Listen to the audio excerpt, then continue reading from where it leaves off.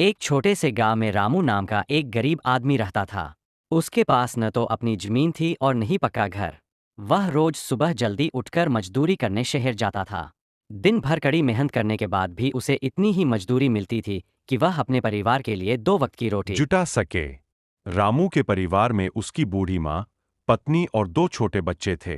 कई बार ऐसा होता था कि घर में अनाज खत्म हो जाता, तब रामू खुद भूखा रहकर बच्चों को खाना खिलाता। एक दिन शहर में काम करते समय रामू को सड़क पर एक पर्स मिला।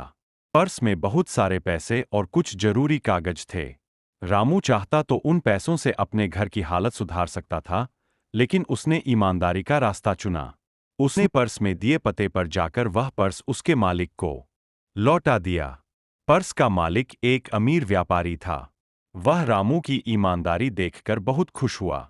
उसने रामू को इनाम के रूप में पैसे देने चाहे, लेकिन रामू ने केवल उतने ही पैसे लिए जितने उस दिन की मजदूरी के बराबर थे। व्यापारी रामू की सच्चाई से इतना प्रभावित हुआ कि उसने उसे अपनी दुकान में स्थायी काम दे दिया। धीरे धीरे रामू की जिंदगी बदलने लगी। अब उसके बच्चे स्कूल जाने लगे और घर में खुशियां लौट आईं।